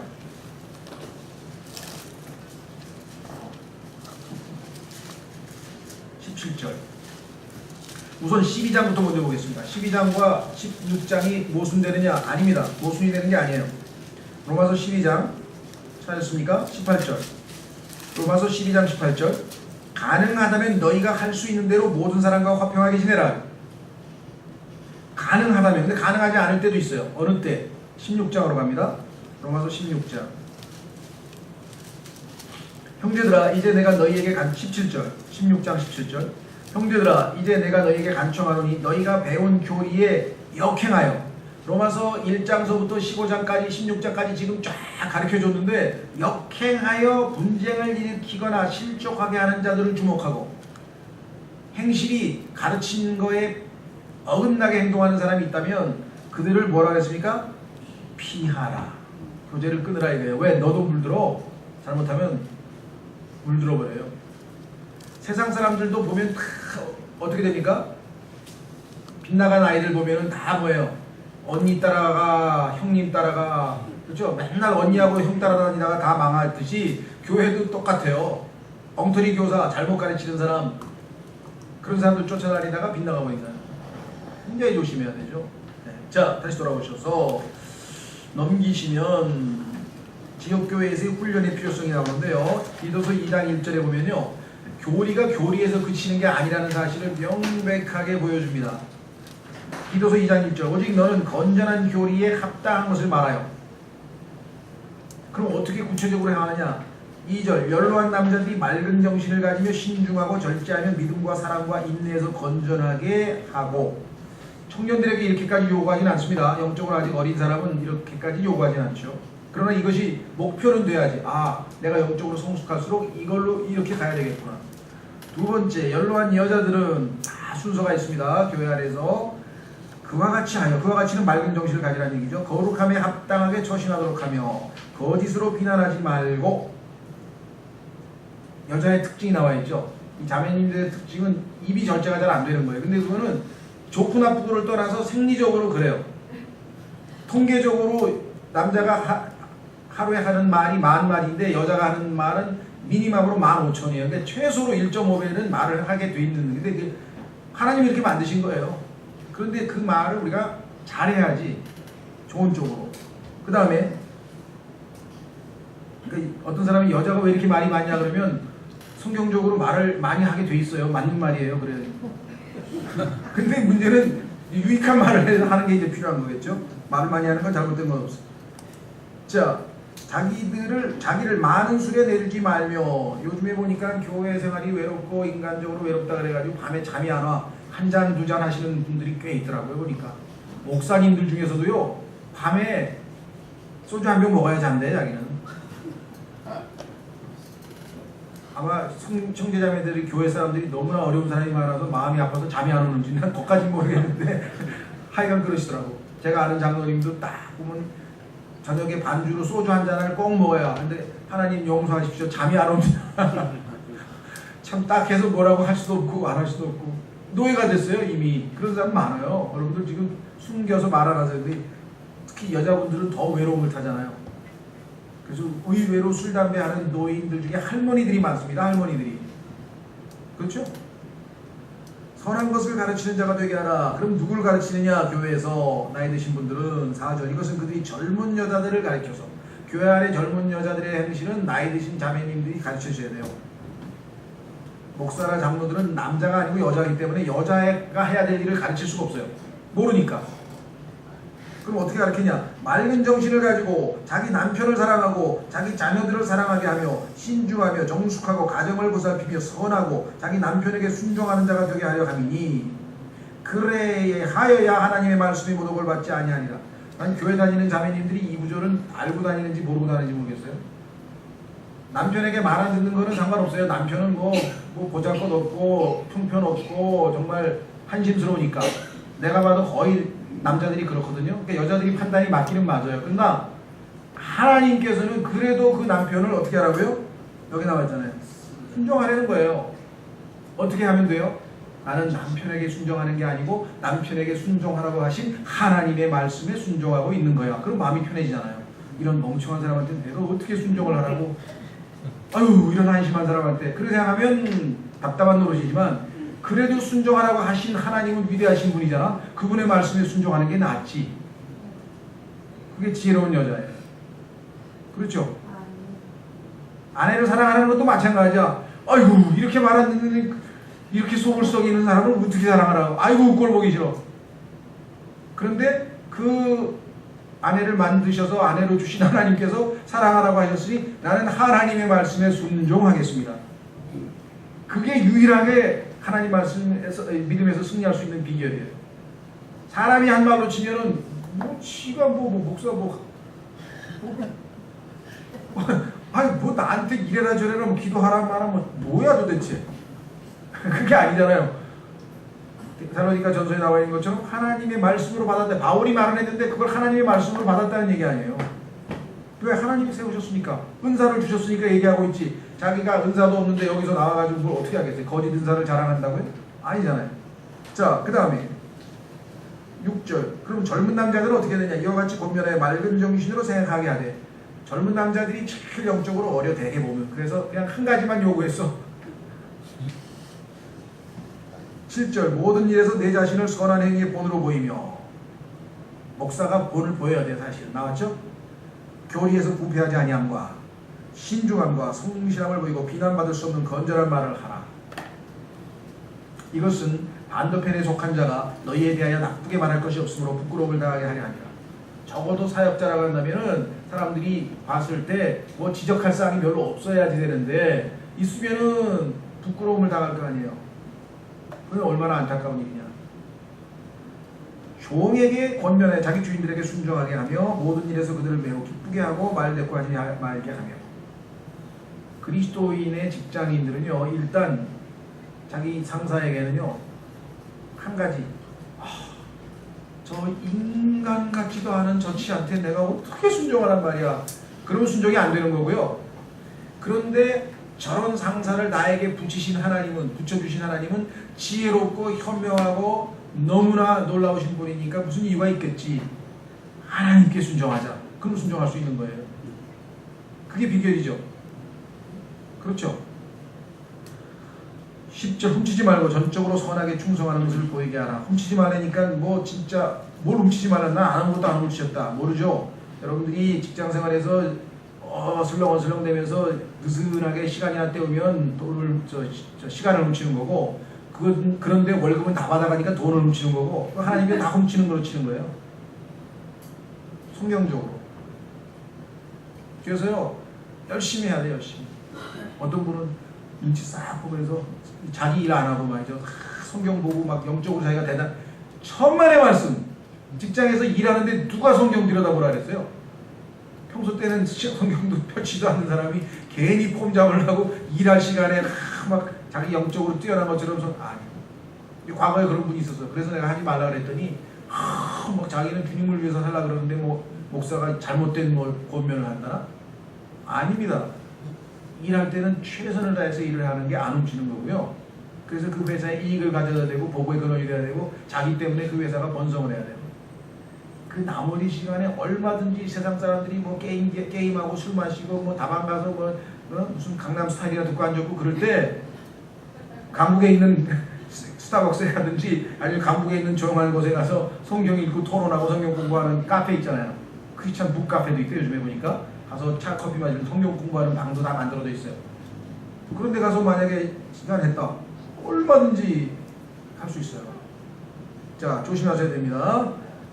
주인에게. 그 다음에 이것은 그들이 모든 일에서 하나님 우리 구원자의 교리를 빛나게 하고. 보세요. 이게 하나님의 말씀에 순종하는 것이에요. 교회 안에서 이와 같은 것들을 분명히 가르쳤는데도 불구하고 그렇죠? 실행하지 않는다면 그것이 얼마나 잘못됐는지를 가르치고 있는 책이 바로 디도서다였습니다. 자, 그러면 이제 믿음에 관한 훈련 2장 11절에서 15절. 구원을 가져다 주시는 하나님의 은혜가 모든 사람에게 나타났는데 다 받아들인 건 아니죠. 받아들인 사람은 구원받고 나타난 은혜를 안 받아들인 사람은 구원을 못 받았습니다. 12절 우리를 가르치시되. 은혜가 우리를 가르쳐줍니다. 은혜는 인격화되신 예수님이세요. 예수님께서 은혜가 우리를 가르쳐줍니다. 그러니까 하나님의 은혜를 받은 사람은 어떻게 행동하느냐. 첫째, 경건치 아니한 것 거부하고, 둘째, 세상에 속한 정욕들 거부하고, 두 가지는 거부하고 세 가지는 행합니다. 어떻게? 첫째, 이 현 세상에서 예수님 오시기 전까지 현 세상에서 맑은 정신을 가지고, 두 번째 의롭게 살고, 세 번째 하나님의 뜻대로 살며, 은혜 받은 사람은 이렇게 5가지 행실을 한다. 그러면서 이 행실을 끝까지 지속하고 계속해서 하려면 뭐가 필요한가? 소망이 있어야 돼요. 13절, 저 복된 소망과 위대하신 하나님 곧 우리의 구원자 예수 그리스도의 영광스러운 나타나심을 기다리게 하셨느니라. 그렇죠? 그래서 아까 재림이 우리가 그리스도인으로서의 삶을 사는데 가장 중요한 실질적인 동기가 된다 그랬잖아요. 근데 여기 보시면 위대하신 하나님 곧 우리의 구원자 예수 그리스도의 영광스러운 나타남인데, 이것을 예수 그리스도의 영광의 나타남이라고 해가지고 예수님은 안 나타나고 예수님의 영광만 나타낸다고 엉터리 성서들은 다 뜯어고쳤어요. 그거는 가짜 성경들이, 잘못된 성경. 영광만 나타난다 그러면 구름만 나타나도 영광이라고 성경에 나와 있는데, 예수님은 안 오고 구름만 나타나면 예수님의 재림입니까? 아주 중요한 구절을 뜯어고쳤습니다.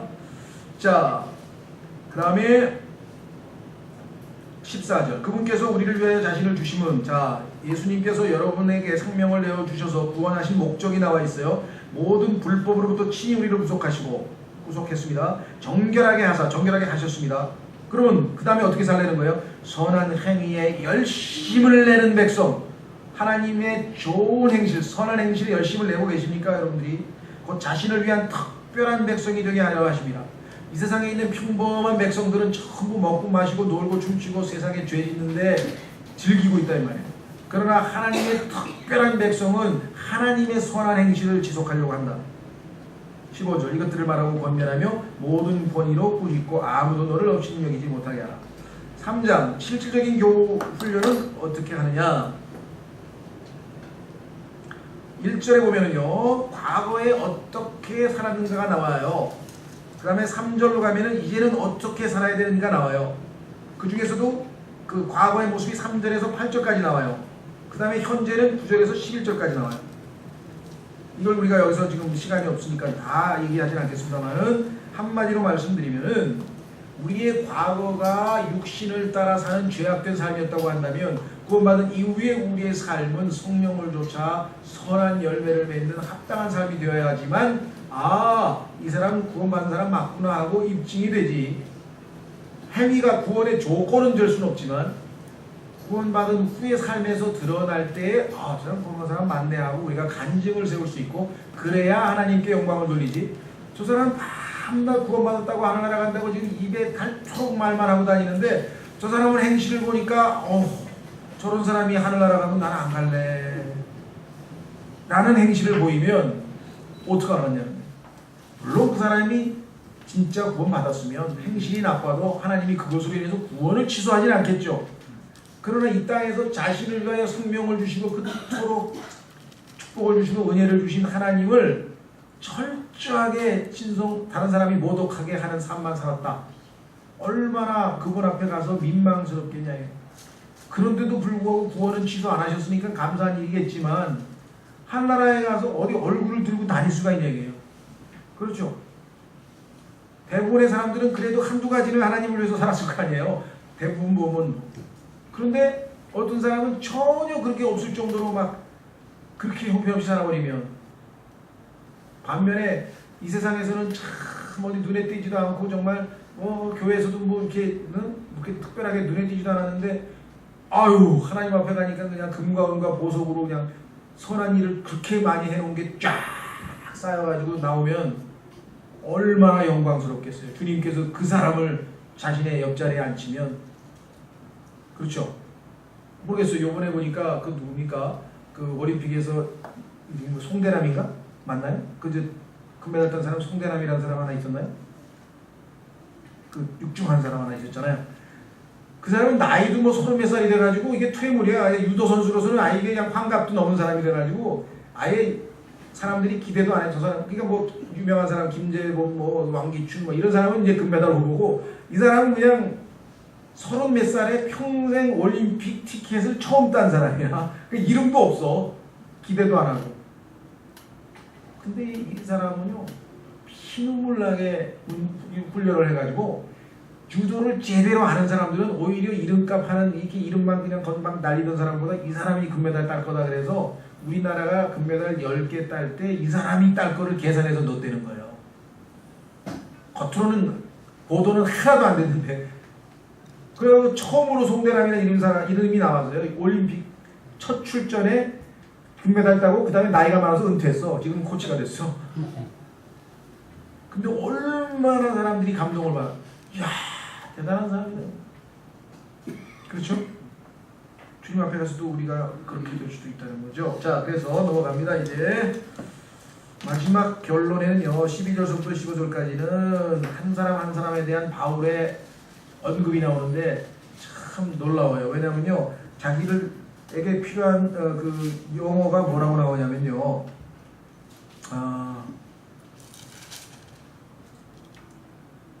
거기 보면은 12절에 아데마, 두기고, 니코폴리스에 오라, 그다음 율법사, 세나, 아볼로 하면서 한 사람 한 사람에 대한 그 안부와 지침을 내리는 걸 보면요. 참 세심하죠. 바울의 사랑을 실천하고 있음을 보게 됩니다. 그렇죠? 예, 그래서 14절에 선한 행위를 지속하는 것을 배워 열매 없는 자가 되지 않게 하라. 이게 참 마지막 권면이에요.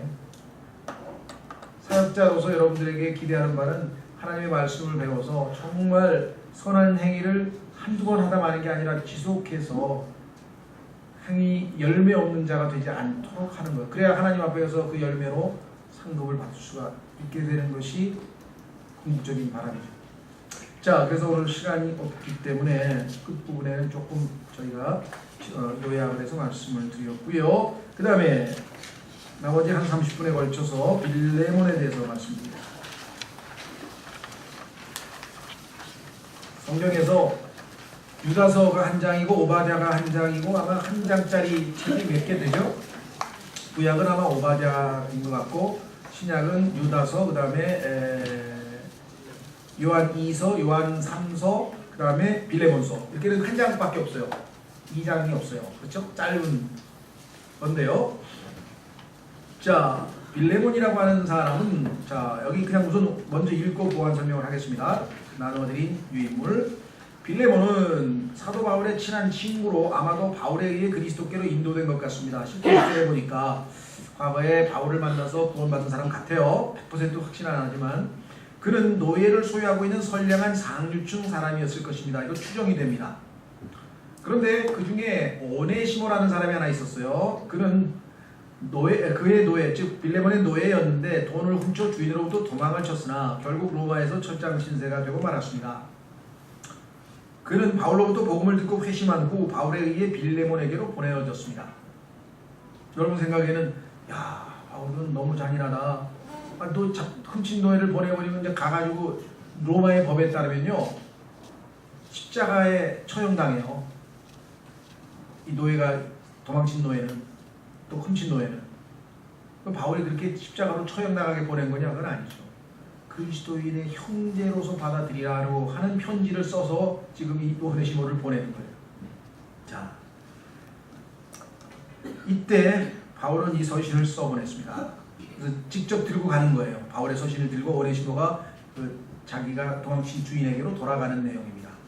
그런데요, 벌써 성경을 조금 이제 익숙하게 되신 분들은 벌써 가만히 있어봐. 이거 어찌 복음 내용하고 좀 비슷한 것 같은데 오네시모가 우리고 빌레몬이 하나님 아버지고 바울이 예수 그리스도네 라고 눈치를 챘으면 이게 성경을 많이 읽으신 분이에요.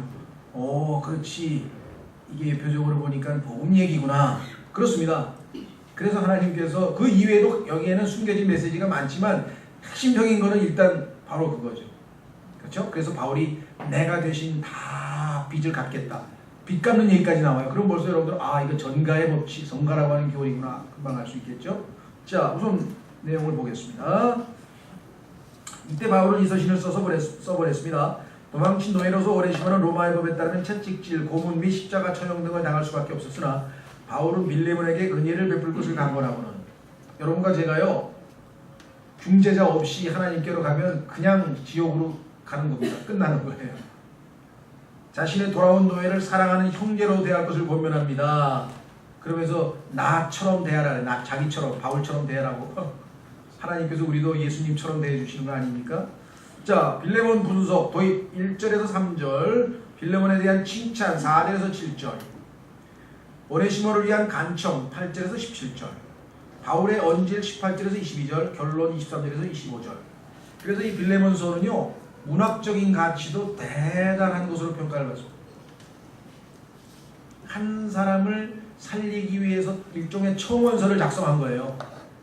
근데 그 청원서를 작성하는 것 중에서 진실성과 논리성과 그 다음에 설득성 이렇게 쫙 지배하게 돼가지고 이거를 읽은 빌레몬은 감동을 받고 하나님께 감사하고 실천을 안 할 수 없는 그런 대단한 이 영향력이 있는 그런 편지인데요.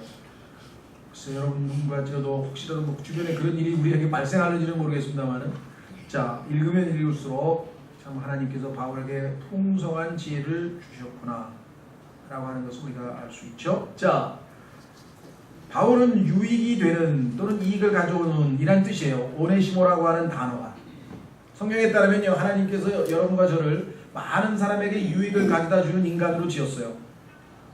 그런데 죄를 지어가지고 유익을 안 가져오고 해를 끼치는 사람으로 둔갑해서 여러분과 제가 마치 오네시모가 주인으로부터 훔쳐서 주인을 욕되게 하고, 그렇죠? 주인에게 유익이 되기는커녕 주인을 해를 끼치는 사람이 되어버린 것과 똑같죠. 죄를 짓고 쫓겨난 아담의 모습을 생각해보면 그래, 이게 오네시모구나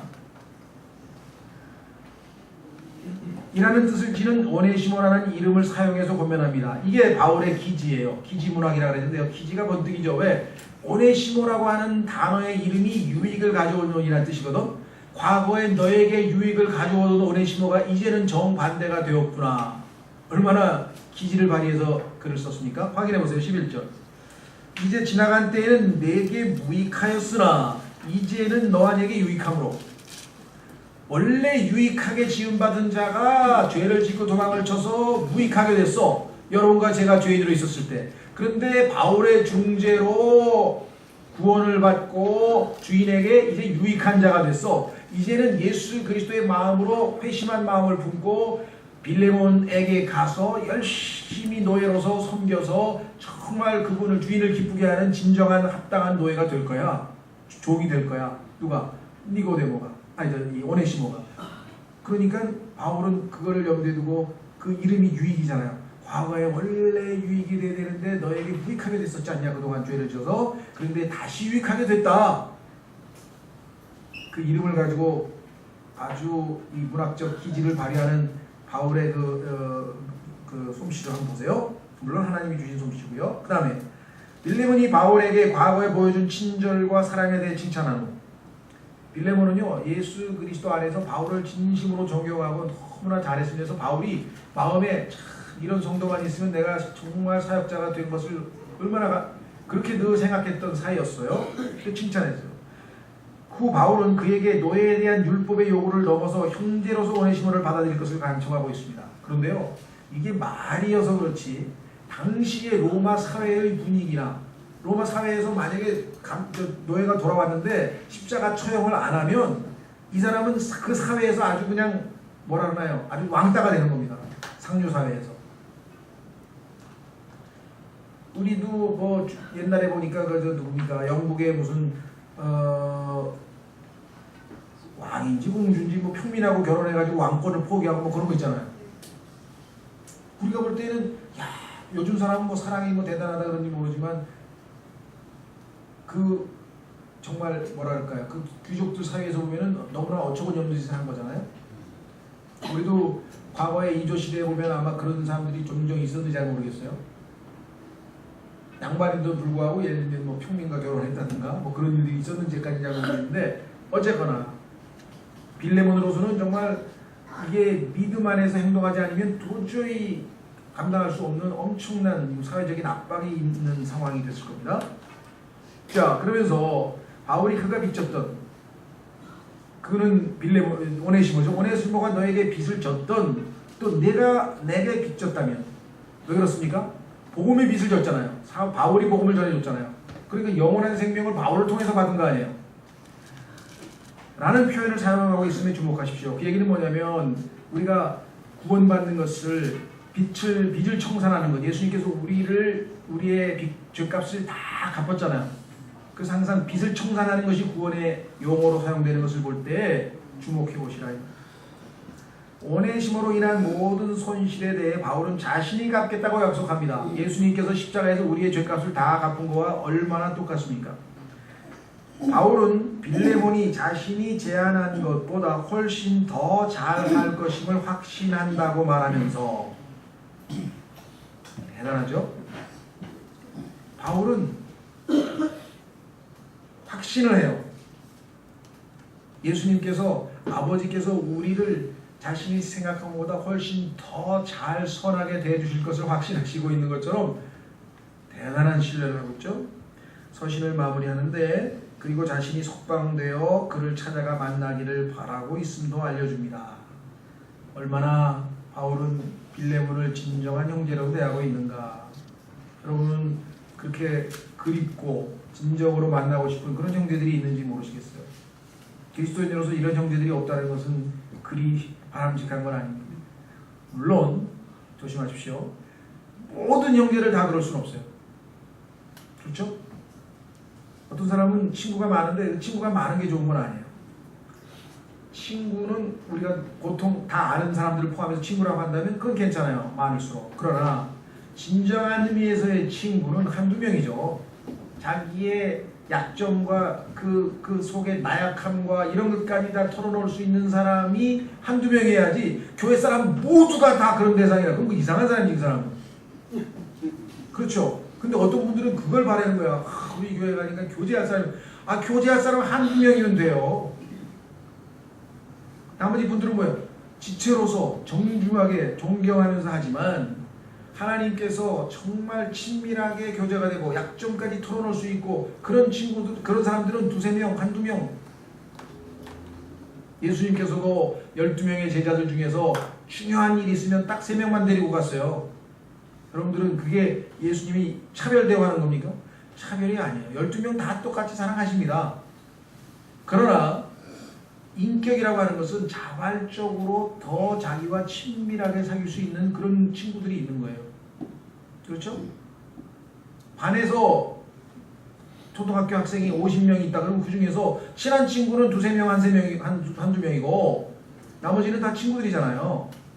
그리스도인들도 얼마든지 그게 그럴 수밖에 없는 게 사람이라는 게 자기의 취향이 있고 어떤 뭐 관심사항이 있고 이런 게 있기 때문에 어떤 형제하고는 그런 것까지 다 깊이 얘기할 수 있는 대상이 있는가 하면 어떤 분하고는 그렇게 안 되는 경우가 있어요. 상대방도 마찬가지야. 나하고는 깊은 얘기를 잘 못하라도 또 자기가 깊은 얘기를 나눌 수 있는 그런 친구가 있기 마련이잖아요. 그러니까 그런 거를 우리가 뭐 이렇게 모든 사람과 다 똑같이 그런 교제를 해야 된다고 착각하시면 안 됩니다. 굉장히 조심하셔야 돼요. 그것 때문에 낙심하시는 분들이 계세요.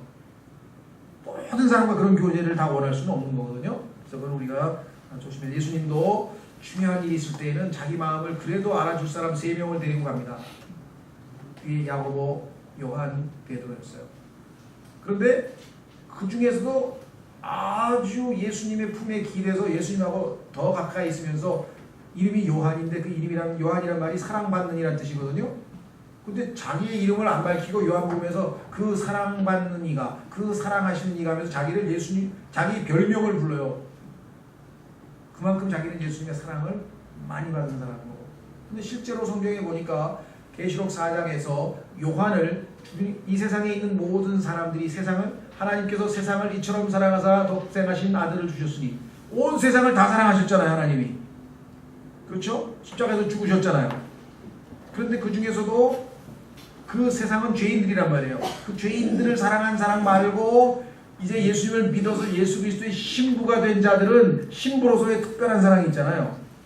그래서 에베소서에 보면은 예수님께서 아내를 사랑한 것처럼 교회를 아내로서 사랑하신 것처럼 죄인으로서 사랑하신 게 아니에요. 지금 여러분과 저는 죄인으로서 하나님이 우리를 사랑하신 건 이미 끝난 얘기예요. 그거는 십자가에서 이미 받은 사랑이고 지금은 예수님이 아내로서 신부로서 우리를 특별한 사랑으로 대해주시잖아요. 그런데 그것을 예표하는 아내를 신부를 예표하는 자가 요한이었다는 거예요. 그래서 요한계시록 4장에 보면은 요한을 하나님께서 교회의 예표로 휴거를 시키잖아요. 이리 올라오라. 그렇죠? 자, 그래서 여기 보시면은요, 직접 찾아가 만나기를 바라고 있는, 그러니까 바울의 마음에 와 있는 몇몇 사람들 중에 하나로서 빌레몬이 있습니다. 그 정도로 사랑하고 신뢰하고 밀접한 관계가 아니면 어떻게 이런 편지를 쓸 수가 있겠어요? 그렇죠?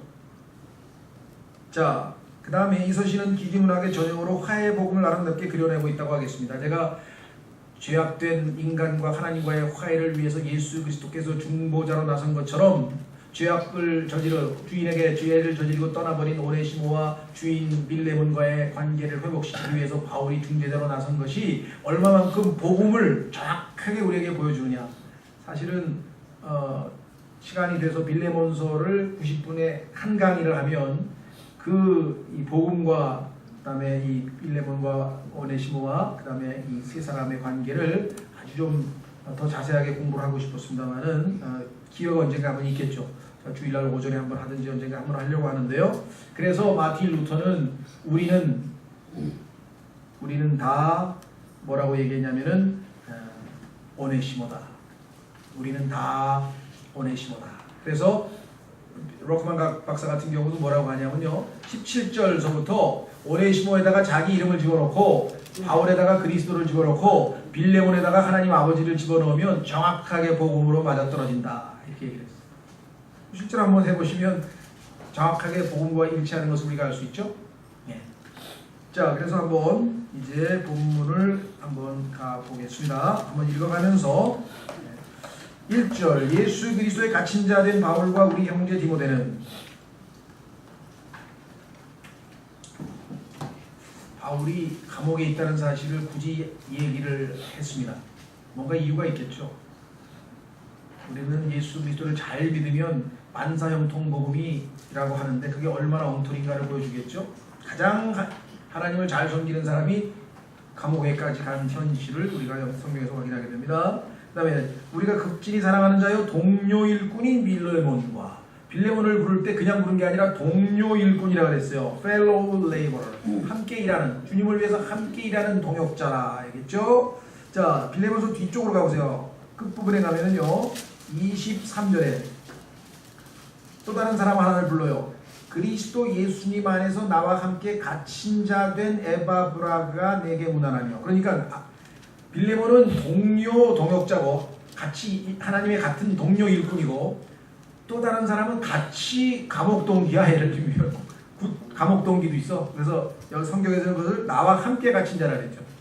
함께 갇힌 자, 고난을 같이 받는 사람도 있죠, 주님과 함께. 그 다음에 24절, 나의 동료 일꾼. 이번에 또 동료 일꾼이란 말이 나왔죠.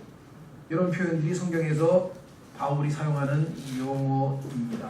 자, 23절에 보면은요, 다시 23절에 보면은 에바브라가 나왔죠. 24절에 마가가 나왔죠. 아리스다고가 나왔죠. 데마가 나왔죠. 누가가 나왔죠.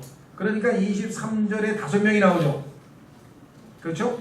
그러면 앞부분에 가면, 빌레몬서 앞부분에 가면 바울 나오죠.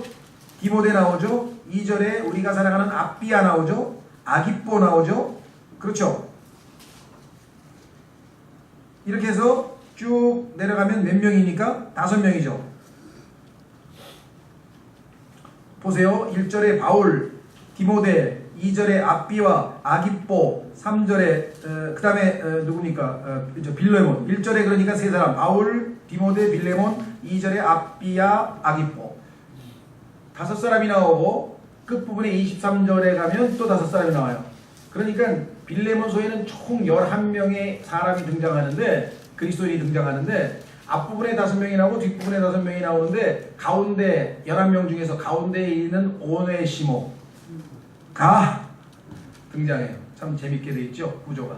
5, 하나 이렇게 돼 있는데요. 자, 다시 밑으로 내려갑니다. 2절에 우리가 사랑하는 아비아와 우리의 동료 군사. 바울이 사용하는 네 번째 용어는 뭐예요? 동료 군사예요.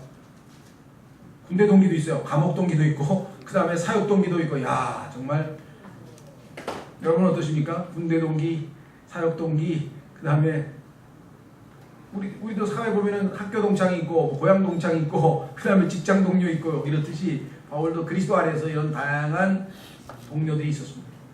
이것이 그리스도인의 삶에서의 또한 축복이에요. 그렇죠? 우리 주변에 함께 기도할 수 있는 사람이 있고, 함께 성경을 논할 수 있는 사람이 있고, 함께 밥을 먹을 수 있는 사람이 있고, 그런 그리스도인이 함께 옆에 있다는 거 얼마나 감사한 일입니까?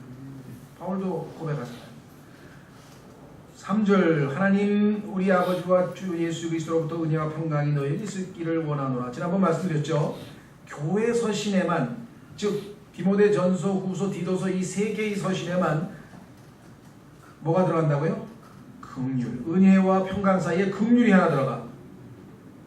개인들에게 쓸 때에는, 다른 서신에서는 긍휼이 안 들어가. 이유를 굳이 우리가 추정을 해본다면 교회 생활에서만큼 하나님의 긍휼이 필요한 곳이 없습니다. 가장 기쁨을 주는 장소가 교회이지만 가장 고통을 안겨주는 데가 또 교회거든요. 경험해 보셨죠? 인생에 있어서 직장을 그만두는 거는 며칠간 고민하다가 끝낼 수 있지만, 교회를 그만두는 건 이게 얼마나 고통스러운 일인지 몰라요. 이게 막 심사숙고해야 되고. 자, 다시 내려가시면 4절서부터는 무슨 뜻인가? 빌레몬을 칭찬합니다. 내가 내 하나님께 감사하고 기도할 때 항상 너에 관하여 말하면 주 예수님과 또 모든 성도들을 향해 내가 품은 네 사랑과 믿음에 관하여 듣기 때문이라. 이번에는 사랑이 앞서 나와요. 보통은 믿음과 사랑이 나오거든요. 근데 이 빌레몬에게는 사랑이 아마 더 많았던가 봐요. 잘은 모르겠어요. 보통은 믿음을 실천에 옮길 때 우리가 사랑을 실천한다 이렇게 얘기를 하는데, 빌레몬이라고 하는 사람을 바울이 떠올릴 때는 믿음보다는 사랑을 실천하는 그 모습이 아마 먼저 떠올랐나 봐요. 여러분 어떠십니까? 저도 어떤 형제를 놓고 기도할 때 이렇게 보면, 이 형제는 정말 이론은 약한데 실천이 참 뛰어난 사람이 있고, 이론은 뛰어난데 실천이 약한 사람도 있고 그러잖아요. 믿음은 대단해, 교리도 잘 알고, 그런데 사랑의 실천이 별로 없어. 근데 또 한 형제는 너무 실천적인 사랑을 해. 그런데 너무 이게 약해. 두 개를 다 균형 있게 갖추면 너무 좋겠어요. 그렇죠? 순서는 믿음, 사랑이죠. 왜? 믿음을 통해서 하나님의 사랑이 우리에게 넓게 부은 바 되었다고 로마서 5장 5절에 말씀하죠. 그러나 빌레몬에게는 사랑이 많은 사람이라는 것을 우리가 확인해 볼 수 있습니다. 또 내가 그리하면 너의 믿음을 나누는 일이 그리스도 예수님 안에서 너희 안에 있는 모든 선한 것을 인정받음으로 말미암아 효력 있게 하려 함이라. 내가 이렇게 기도하는 이유는 네 삶이 영적으로 효력 있는, 열매 맺는 삶을 살도록.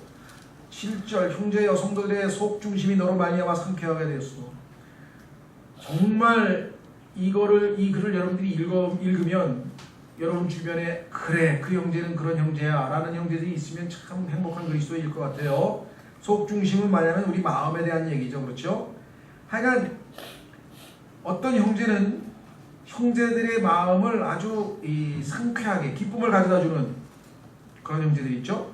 그게 바로 빌레몬이었어요. 그러니까 바울은 빌레몬 하면 너무 막 하나님께 대한 감사가 넘쳐. 반면에 또 어떤 형제는 생각만 하면 가슴이 답답해와. 왜 저럴까? 지금 20년이 됐는데 변한 게 하나도 없어.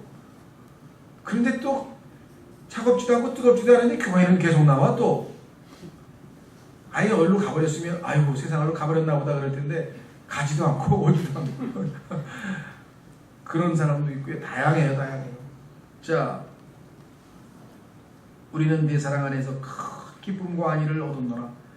이렇게 형제에게 기쁨과 안위를 주는 형제가 되었으면 여러분과 제가 그랬으면 좋겠고요. 8절에 가면 이제 간청을 합니다. 그러니까 바울은 사람의 마음을 알아요. 물론 이게 뇌물을 주기 위해 일부러 간청을 해가지고 마음을 이렇게 싹 부드럽게 했느냐, 물론 그런 의도가 있었는지 없었는지 는 잘 모르겠어요. 그러나 그 나쁜 건 아니에요. 그렇죠? 그 형제를 생각했을 때 그 형제에 대한 칭찬이 먼저 앞서. 바울이 나를 이렇게 신뢰한다. 다시 한번 확인케 하고 부탁이 있다 이거야. 부탁을 해야죠. 자, 그러므로 내가 그리스도 안에서 심히 담대하여 합당한 것을 내게 명할 수도 있으나 너와 나와의 관계에 있어서 나는 너에게 명할 수 있는 자격이 있다.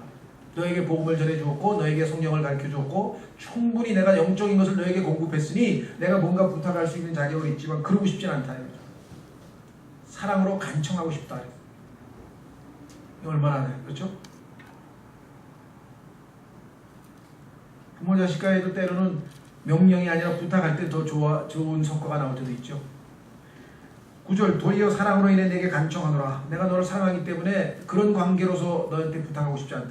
나이가 많은 나 바울은 내가 이제 나이도 많이 들었는데 또한 지금 예수 그리스도의 갇힌 자가 되어 내가 결박 중에 낳은 나의 아들 오네시모를 위하여 내게 간청하노라. 참 눈물겹죠? 아마 눈물을 흘리면서 쓰지 않을까 싶어요. 빌레몬을 생각하면서 그가 지나간 때에는 내게 무익하였으나 이제는 너와 내게 유익함으로. 그런가요? 여러분과 제가 과거에는 하나님께 대해 무익했으나 예수님 덕분에 유익한 자가 됐어요. 왜? 이제 하나님을 조금이라도 기쁘시게 할 수 있는 성령님이 내 안에 들어와 계시잖아요. 그렇죠?